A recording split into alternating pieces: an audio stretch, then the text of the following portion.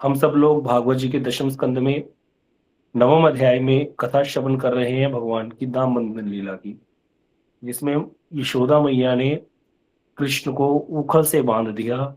यह वर्णन आएगा। चल रहा है। कथा यहाँ तक पहुंच गई थी कि कृष्ण सो रहे हैं, दीपावली का दिन है। यशोदा मैया ने सोचा कि रोज लाला की शिकायत आ रही है, आज मैं अपने हाथ से ही माखन निकालूंगी।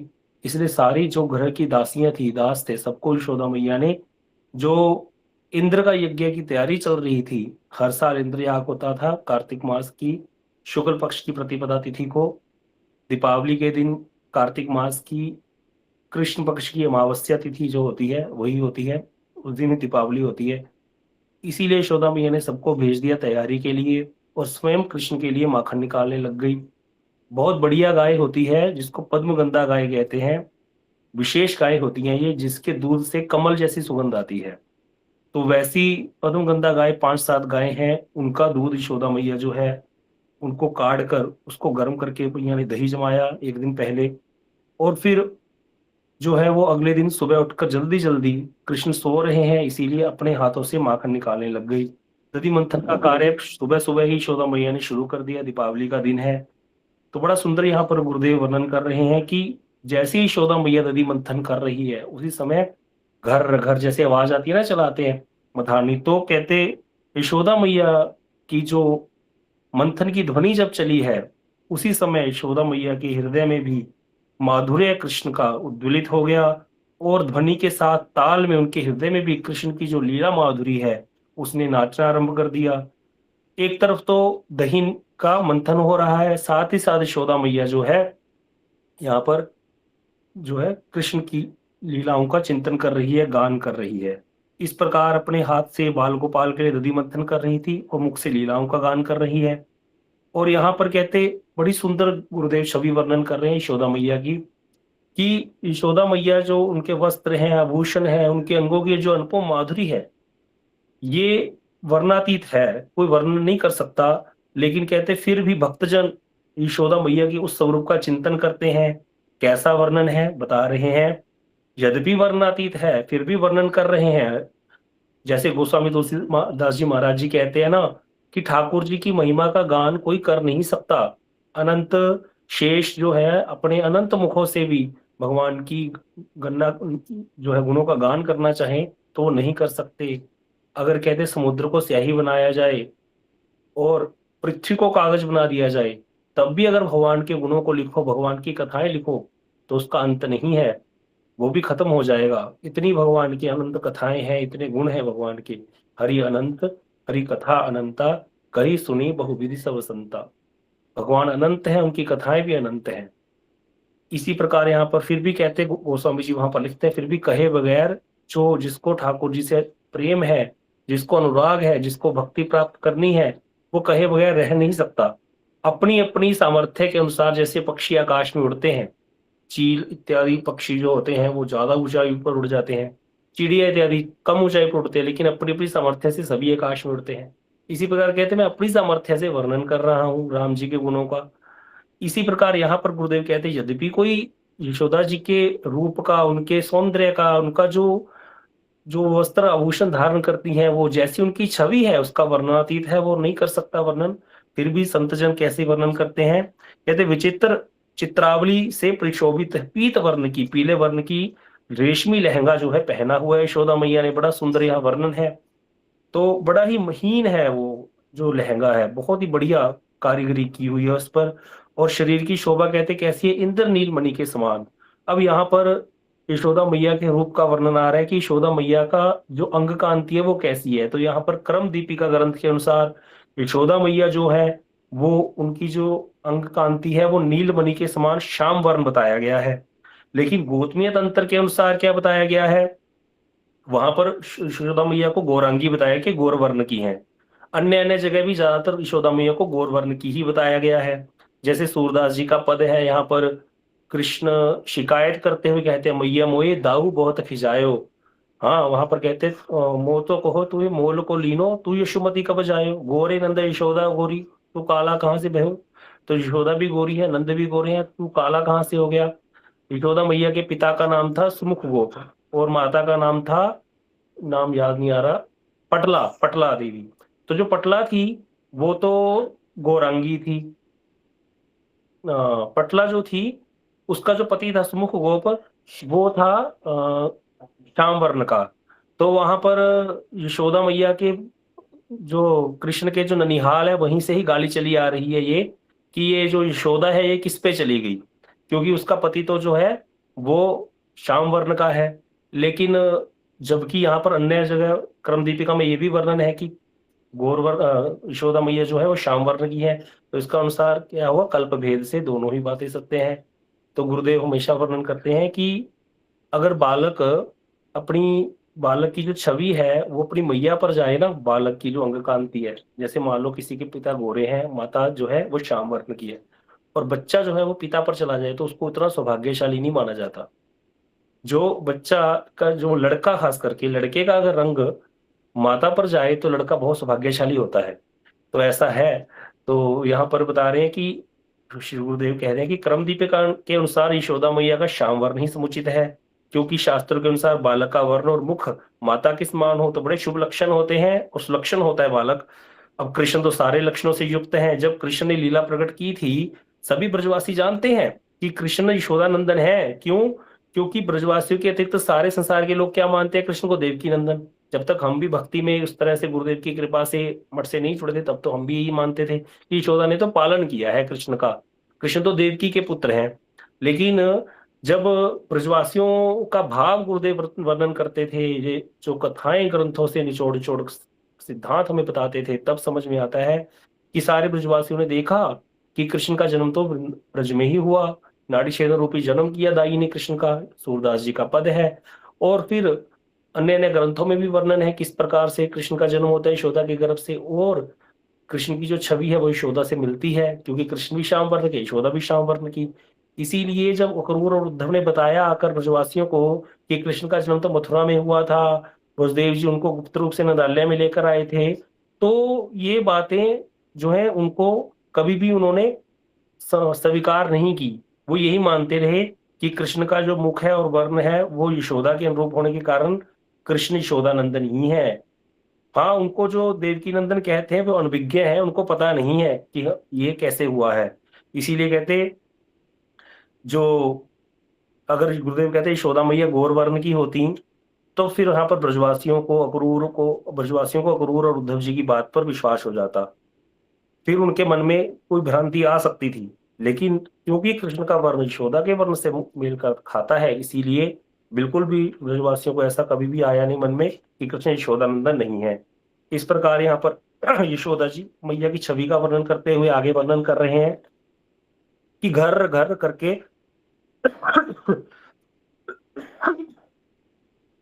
आवाज आ रही है। और कहते, जैसे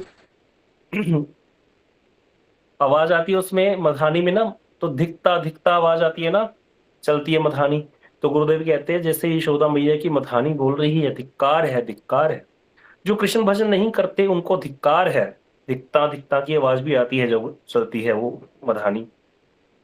इस तरह से कहते हुआ था, इतने में कृष्ण की जो निद्रा भंग हो गई। यशोदानंदन जो पलंग पे सो रहे थे, आंखें मलते हुए मैया मैया पुकारने लगे, रोते, जैसे बालक उठता है तो रोता है, लीला चल रही है भगवान की बाल लीला। अब यहाँ देखा कि मैया तो है नहीं। अब कक्ष में इधर उधर देखा तो देखा मैया जहां पर यशोदा मैया दधि मंथन कर रही थी वहीं पहुंच गए, और हाथ से जाकर के मथानी पकड़ ली, मधानी पकड़ ली और दूसरे हाथ से मैया का आंचल पकड़ लिया। गुरुदेव कहते थे यहाँ पर भी बड़ा सुंदर वर्णन करते थे कि कृष्ण यशोदा मैया को भी पकड़ सकते हैं, लेकिन जब माताएं काम करती हैं तो वो ज्यादा ध्यान नहीं देती बच्चे पर, फिर उनको होता है काम निपटाओ पहले। इसीलिए उनको पता है कि मैया मुझे इधर झटका मार के हटा भी सकती है, और रस्सी को पकड़ लिया तब भी रस्सी चलती रहेगी, जाकर सीधा मधानी को ही पकड़ लिया, अब तो बिल्कुल नहीं चल सकती। अब यशोदा मैया ने देखा लाला तो भूख से व्याकुल है, मैया दूध पिलाने लग गई। अब यहाँ पर जब कहते कृष्ण को दूध पिला रही है यशोदा मैया, उस समय इधर चूल्हे पर रखा हुआ है दूध, और वो गर्म होने के कारण उफन उफन कर चूल्हे में जाकर गिरने लगा। अगर यशोदा मैया अनंत काल तक कृष्ण को बैठकर दूध पिलाती रहे तो यशोदा मैया के स्तनों से शरित होने वाला दूध कभी खत्म होने वाला नहीं है। और इसी प्रकार कृष्ण भी कहते हैं यशोदा मैया के दूध जो है पीते हुए कभी भी तृप्त नहीं हो सकते। कृष्ण की भूख जो है बढ़ती जाती है। जैसे यशोदा मैया का दुग्ध खत्म होने वाला नहीं है, ऐसी कृष्ण की भी भूख मिटने वाली नहीं है, क्योंकि अनंत कोटि ब्रह्मांड भगवान के अंदर विराजमान है। और यशोदा मैया कौन है? कृष्ण की माता है, उस ब्रह्मांडपति की, अखिल ब्रह्मांडपति की माता है। तो इसीलिए ये कभी भी ऐसे लीला समाप्ति नहीं हो सकती। लेकिन जो चूल्हे पर दूध चढ़ा हुआ है उसने देखा कि कृष्ण जो है ये तो कभी तृप्त होंगे नहीं, मैं तो सेवा में लग ही नहीं पाऊंगा, इसीलिए मेरा तो गिर जाना ही अच्छा है, मैं तो आग में जलकर ही मर जाऊं, यही बेटर है मेरे लिए। तो इस तरह से कहते हैं जब यशोदा मैया ने देखा कि दूध जो है उफन के नीचे जा रहा है, आग में जल रहा है, तो यशोदा मैया बालक को छोड़ करके अपने जीवन स्वरूप कृष्ण को भूमि पर बिठा दिया और दूध उतारने चली गई। अब यहाँ बता रहे हैं कि यद्यपि यहाँ पर कोई संदेह नहीं है, यहाँ पर कई चीजें रूप गोस्वामी जी ने वर्णन की हैं कि देखो, हम कहते हैं कि यशोदा मैया का तो कृष्ण से इतना प्रेम है, हाँ, वो तो सेवा के लिए हर समय तत्पर है कृष्ण की। और साधारण भक्त की, जो साधारण भक्त होते हैं, दास्य रस के भक्त या शांत रस के भक्त, वो भी भगवान की सेवा निष्ठा के समय कोई और कार्य नहीं करते, है ना। तो यहाँ पर क्या है, यशोदा मैया ने क्या किया, कृष्ण को छोड़ करके, कृष्ण को दूध पिलाना छोड़ करके, कृष्ण को अतृप्त अवस्था में छोड़ करके दूध उतारने चली गई। ये तो सेवा में त्रुटि है। तो देखने में से तो ये लगता है, इसको बोलते हैं, दो प्रकार के दोष होते हैं, अतिव्याप्ति दोष और अव्याप्ति दोष। अव्याप्ति दोष होता है कि जहां पर दिख लग रहा है कि यशोदा मैया के अंदर तो भक्ति नजर ही नहीं आ रही, कोई प्रेम नजर ही नहीं आ रहा कृष्ण के प्रति। भक्ति का अर्थ प्रेम भी होता है। तो यहाँ तो अव्याप्ति दिख रही है। अतिव्याप्ति दोष किसको बोलते हैं? जहां पर जैसे चाणूर और मुष्टिक है, वो भगवान वीर रस का स्वादन करना चाहते हैं कृष्ण, चाणूर मुष्टिक कृष्ण से के शरीर पर प्रहार कर रहे हैं। अब यहाँ पर लग रहा है कि ये क्या है, अतिव्याप्ति की। उनकी तो भक्ति बहुत ज्यादा दिख रही है, क्योंकि कृष्ण की सेवा कर रहे हैं वो, क्योंकि कृष्ण तो चाहते हैं वीर रस का स्वादन करना। तो यहाँ पर गोस्वामी जी ने वर्णन किया है कि ये अतिव्याप्ति और अव्याप्ति दोष है। अतिव्याप्ति दोष क्या है? यहाँ पर अतिव्याप्ति मतलब भक्ति की अति दिखाई दे रही है। यहाँ पर ऐसे लग रहा है कि बहुत भक्ति है, कि वो कृष्ण को मार रहे हैं चाणूर और मुष्टिक, और कृष्ण आस्वादन कर रहे हैं वीरस का। तो ये भक्ति नहीं है, ये दोष है। क्यों? क्योंकि उनकी जो मन की भावना क्या है, कृष्ण का नाश करना, कृष्ण को मारना चाहते हैं वो चाणूर और मुष्टिक।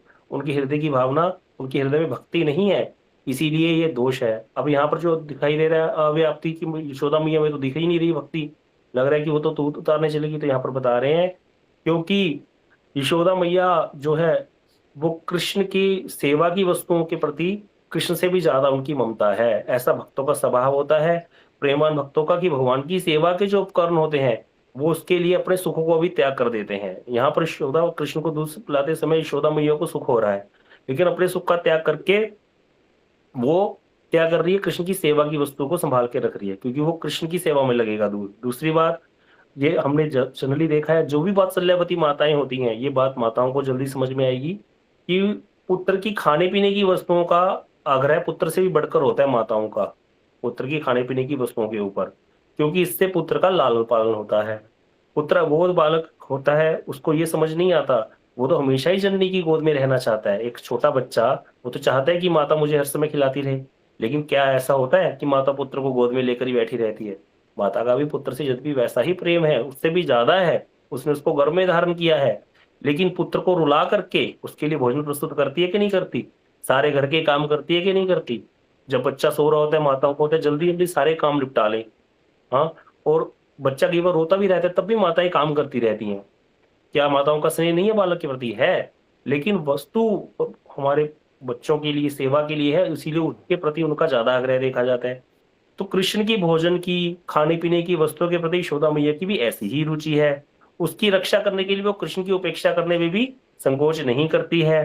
तो यह जो यशोदा मैया का अद्भुत व्यवहार है, ये वात्सल्यवती जननियों को ही समझ में आएगा। श्री गुरुदेव यहाँ वर्णन कर रहे हैं, इसके अतिरिक्त तो कोई समझ नहीं सकता। हमको भी शुरू में, जब पहले तो ये विचार ही नहीं आते थे मन में, जब एक्चुअल में विचार करने लगे कि भाई सेवा कर रहे थे, तो लगा हाँ भाई सेवा तो छोड़ दी। फिर लगा कि हाँ, सेवा तो छोड़नी नहीं चाहिए थी कृष्ण की सेवा, कृष्ण को तो आनंद हो रहा है, कृष्ण तो तृप्त हो रहे थे यशोदा मैया का दूध पीकर, तो दूध जलता था तो जल जाता। हमें भी ये लगने लगा, पहले तो विचार आया ही नहीं, जब आया तो ऐसे लगने लगा कि बात तो सही है। फिर धीरे धीरे जब ये विचार गुरुदेव यहाँ पर दे रहे हैं कि किस प्रकार से जो वात्सल्यवती माताएं होती हैं, उनकी कैसी वाली भावना होती है अपने बच्चों के प्रति, उनकी वस्तुओं के प्रति, उनकी रक्षा के प्रति। इसीलिए वहां पर वो अपने पुत्र मोह को त्याग करके भी, पुत्र की अपेक्षा करके भी उस वस्तु की रक्षा करती हैं, ऐसा देखा भी जाता है। तो इसीलिए यशोदा मैया दूध उतारने चले गई। जब दूध उतारने चलेंगी तो कृष्ण तो जो है किम कर्तव्य विमूढ़ हो गए, क्योंकि भगवान तो तृप्त हुए नहीं थे अभी। तो एकदम से उनको कुछ समझ नहीं आया। थोड़ी देर बाद जब बैठ के समझ में आया, अरे अच्छा, यशोदा मैया तो दूध उतारने चलेगी मैया तो। और स्तनपान से अतृप्त कृष्ण जो है, उनके जो है मन में क्रोध का संचार हो गया। अब कहते हैं उनके लाल लाल होठ फड़कने लगे, जैसे बच्चा गुस्से में आ जाता है। नेत्रों से अश्रुधारा प्रवाहित होने लगी और दांतों से होठों को दबाकर दृष्टिपात करने लगे इधर उधर। अब 3 साल के कृष्ण है, सामने रखे हुए मटके पर दृष्टि पड़ी है। मन ही मन सोचने लगे, ये मैया ने मुझे स्तनपान नहीं करने दिया ना, मैं भी ये मैया के दही के मटके को फोड़ दूंगा। और यह सोचकर यशोदा नंदन जो है वो मटके के पास पहुंचे हैं। पलटने की चेष्टा करी, हिला डुला भी नहीं सके, क्योंकि बहुत बड़ा है मटका, काफी भारी है। तो क्रोधित होकर एक लोड़ा रखा था जो होता है वहां पर, एक पत्थर सा, उसको मारा मटके के नीचे, नीचे से मारा ठाकुर जी ने, ताकि सारा दूध दही बह जाए, जिससे मटका फूट गया और सारा दही जो है वो चरणों को सिक्त करता हुआ भूमि पर फैलने लगा। और इस तरह से कहते हैं, अब टूटे हुए मटके पर जो दही बह रहा था उसके ऊपर से छोटे छोटे चरणों से चलते हुए अपने कक्ष में पहुंच गए कृष्ण, जहां पर एक दिन पुराना जो मक्खन है वो छीके पर रखा हुआ था मटके पे। और जाकर पीछे का दरवाजा खोल दिया, घर में पीछे का दरवाजा भी था, और उल्टाई हुई एक ओखली थी वहां पर। कश्यप ऋषि हैं, वो वहां पर जड़ ओखली बन करके बैठे हुए हैं कृष्ण लीला का दर्शन करने के लिए अपनी साधना के बल से।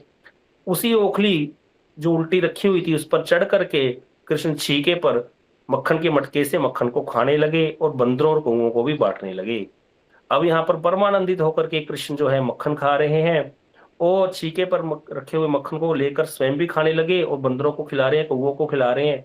तो यहाँ गुरुदेव कह रहे हैं ये त्रेता युग का ऋण चुका रहे हैं भगवान।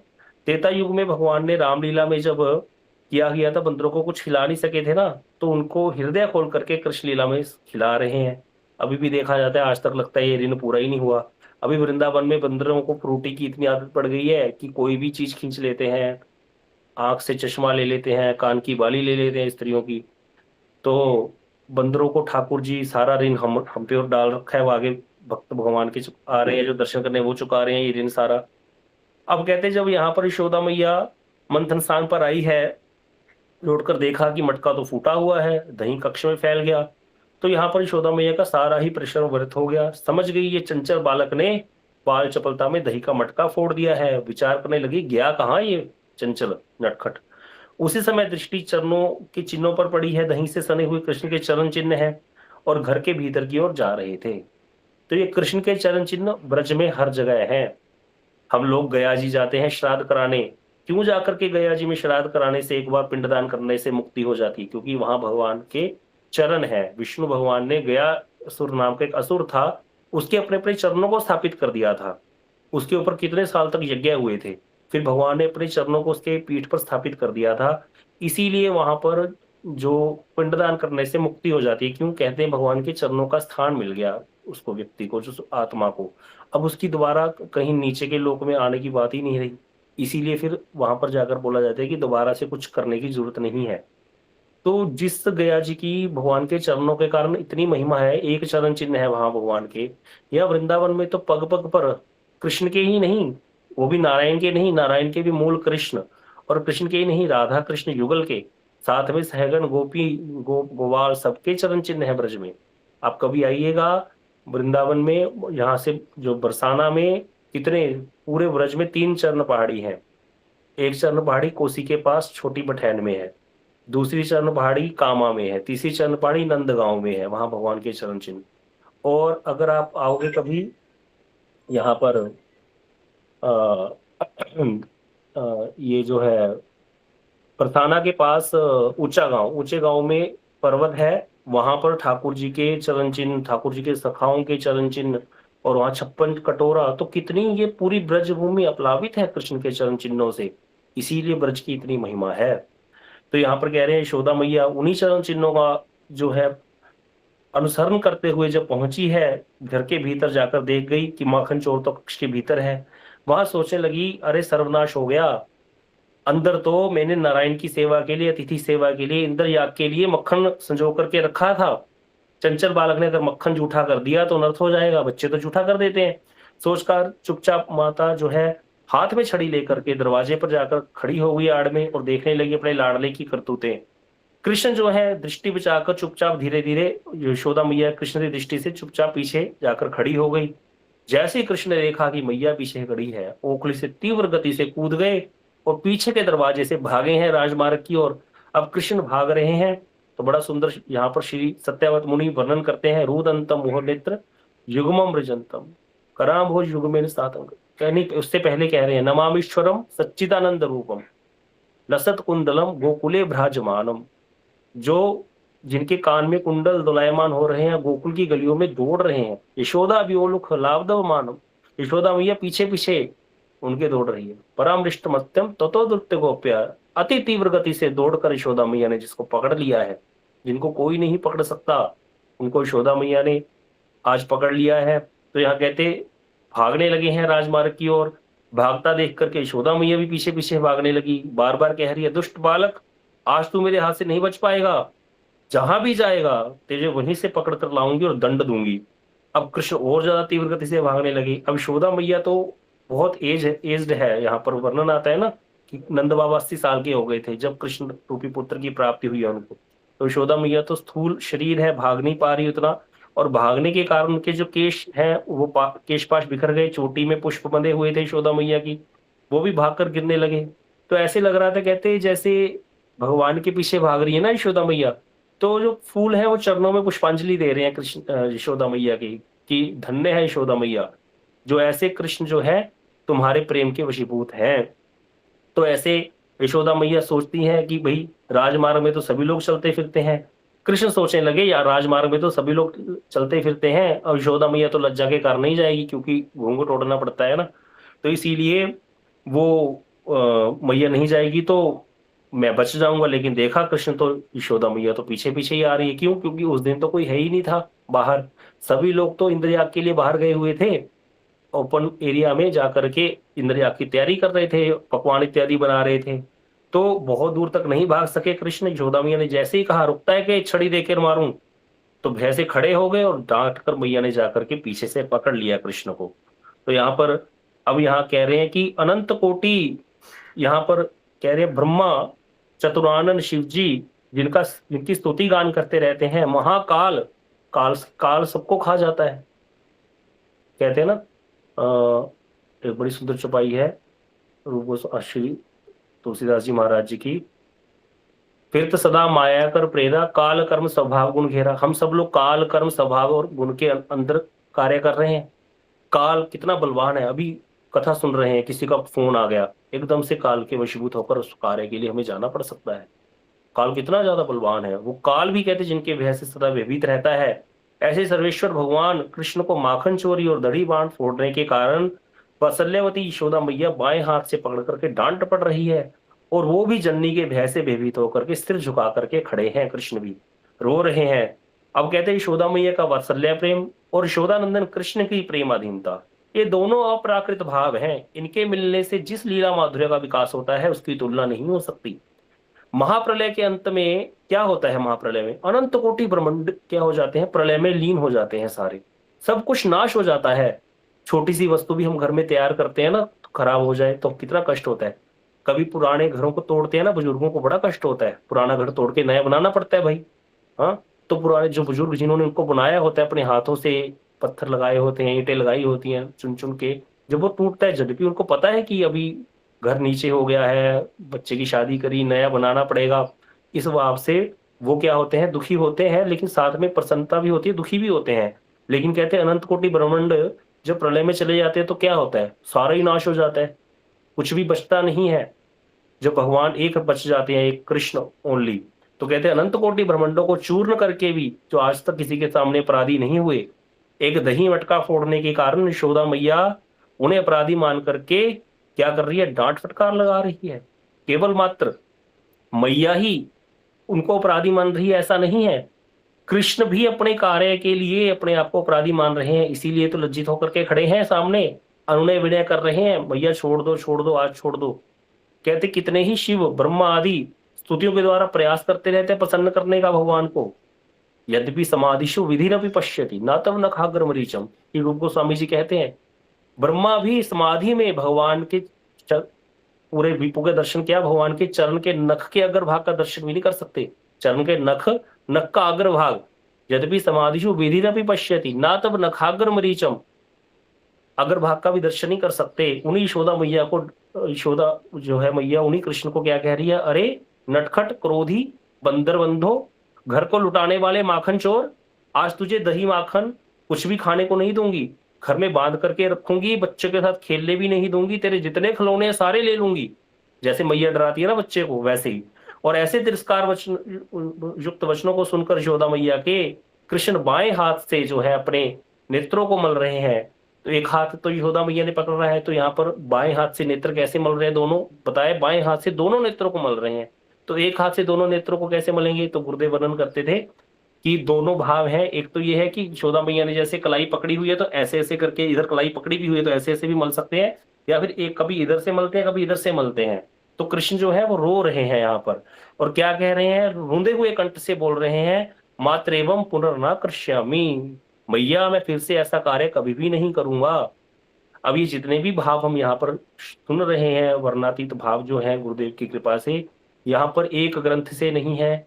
श्री जीव गोस्वामी पाद जी ने गोपाल चंपू में इस लीला को विस्तार से वर्णन किया है। सनातन गोस्वामी पाद जी ने इस पर टीका लिखी है, वो सारी टीकाएं, गोपाल चंपू में जीव गोस्वामी पाद जी का वर्णन, साथ में श्री भागवत जी में जो सुखदेव गोस्वामी वर्णन कर रहे हैं, और विश्वनाथ चक्रवर्ती पाद जी की टीका, ये सब हम एक साथ ही श्रवण कर रहे हैं। अब कृष्ण बार बार अनुरोध कर रहे हैं, मैया ने डांटना बंद नहीं करा। मैया सोच रही है कि अगर इसको अच्छी प्रकार से शासन नहीं किया तो इसका नटखट भाव दूर नहीं होगा। बार बार छड़ी दिखा करके कृष्ण को भय दिखा रही है, जिस कारण यशोदा नंदन जो है और भी ज्यादा भयभीत हो रहे हैं। और कहते सारा जो आंखों में काजल था कृष्ण के, यशोदा मैया रात को रोज काजल पहले लगाते थे लोग बच्चों के, जिससे नेत्रों की ज्योति बड़ी अच्छी बनी रहती है। तो काजल जो है वो आंख कपोलों तक फैल गया है और बाएं हाथ पे भी लग गया है। भयभीत नेत्रों से मैया की तरफ देख रहे हैं। रुदंत मुहूर्त युग्मम रजंतम कराभोज युग्मेन 7 अंक नेत्रम, शंकित नेत्रों से, भयभीत नेत्रों से देख रहे हैं। मुहुश्वास कंप त्रिरेखांक कंठ, बार बार तेज तेज श्वास चल रही है, ऐसे ऐसे सुबक रहे हैं, और गले में जो माला है वो कंपायमान हो रही है, इतना डर रहे हैं कृष्ण। और कहते रुदंतम हो नेत्रम युग्मम मृजंतम कराम हो युग्मेन 7 अंग नेत्रम मुहुश्वास कंप त्रिरेखांक कंठ सितग्रैव दामोदर भक्तिबद्धम। कहते ऐसे भक्ति के वशीभूत हुए कृष्ण जो है वो खड़े हैं यशोदा मैया के सामने, कभी मैया की तरफ देख रहे हैं डरते हुए, और कभी भूमि पर दृष्टिपात कर रहे हैं, जैसे बालक लीला चंचलता करता है। यशोदा मैया ने कभी भी आज तक कृष्ण को इस प्रकार से डांटा नहीं था। आज तक कृष्ण ने कितनी चंचलताएं की हैं, कितने दही के मटके फोड़े, कितने द्रव्यों को नष्ट किया, कभी डांट फटकार नहीं लगाई। कृष्ण को छड़ी छड़ी आज तक नहीं दिखाई शासन करने के लिए। इसीलिए जब पहली बार यशोदा मैया को क्रोधित देखा है तो कृष्ण भी भयभीत हो गए हैं, अधीर हो गए हैं, और बार बार कहने लगे मैया मुझे छोड़ दो, मैं आगे से ऐसी दुष्टता कभी नहीं करूंगा। बार बार पुत्र के मुंह से यह सुनकर के यशोदा मैया कहने लगी। अब यहाँ पर गोपाल चंपू का वर्णन है, समय हो गया है। कल हम इस गोपाल चंपू की लीला को जो गुरुदेव ने वर्णन किए, श्री जीव गोस्वामी पाद जी के भाव, जीव गोस्वामी पाद जिस रूप में लीला को दर्शन कर रहे हैं उसी भावों को लिखा है। इतना सौभाग्य है हमारा कि हम वैसा ही वर्णन सुनेंगे कल, कि किस प्रकार से ये माता और पुत्र में वार्तालाप चल रहा है। ये कहीं नहीं है, सिर्फ गोपाल चंपू में ही वर्णन है। कल हम ये कथा श्रवण करेंगे जीव गोस्वामी पाद जी की टीका। वांछा कल्पतरुभ्यश्च कृपा सिन्धुभ्यश्च पतितानां पावनेभ्यो वैष्णवेभ्यो नमो नमः।